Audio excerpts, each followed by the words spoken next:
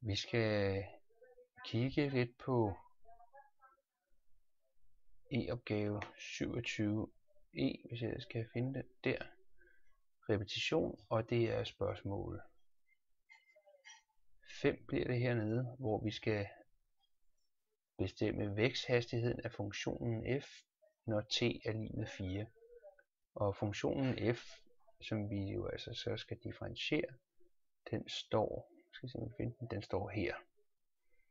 6 minus 3 gange ln til t i anden minus 2t plus 1. Det er altså den funktion, som vi skal finde væksthastigheden af, når t er lig med 4. Det betyder altså, at vi skal differentiere funktionen, og derefter skal vi indsætte tallet 4 i den differentierede funktion. For at differentiere den, så går jeg over til regnerobotten, og så vælger jeg heroppe i Guide og Cache, der vælger jeg differential og integralregning. Og her kommer der så et felt frem, hvor jeg har mulighed for at skrive den funktion, jeg gerne vil differentiere eller integrere. Og den har jeg selvfølgelig forberedt, så jeg taster den ind. Læg mærke til, at jeg har erstattet t'erne med x'er, således at der på t'ernes plads nu står x. Og det er simpelthen fordi programmet er lavet sådan, at den kun accepterer, at den uafhængige variabel hedder x. Så det må vi så føje, og jeg trykker på definere, og vi kan lige se, at heroppe der bliver funktionen så defineret.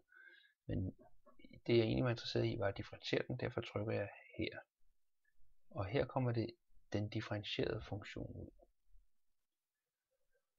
Hvad var det jeg skulle med den? Nå jo, jeg skulle indsætte tallet 4 på t's plads, det vil sige på x's plads i det her funktionsudtryk. Den nemmeste måde at gøre det på, det er ved at simpelthen at kopiere funktionsudtrykket.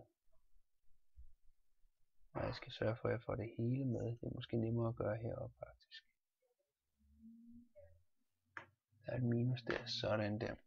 Og jeg trykker Ctrl+C, så er det gemt. Og så går jeg herop i Guide og Cache igen, og så trykker jeg, og jeg skal lige stille mig herover i venstre kolonne, ellers får jeg en fejlmeddelelse. Og så går jeg herop og trykker på definere funktion. Og nu kommer der et felt frem hernede, hvor jeg kan definere en funktion, og det gør jeg så ved at paste funktionsudtrykket ind her, og så trykker jeg på definere. Og nu vil I se, nu har jeg defineret funktionen heroppe. F af x er lig med bla bla bla bla bla. Så nu er f af x længere ikke lig med det heroppe, men nu er det lig med det udtryk hernede.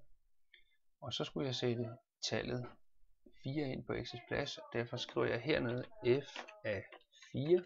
For nu ved regnerobotten godt, hvad f er for noget, så jeg kan sætte 4 ind, og jeg trykker enter. Og svaret kommer herud med det antal decimaler, jeg nu ønsker herude. Og svaret er altså minus 2, og det kan jeg så indføre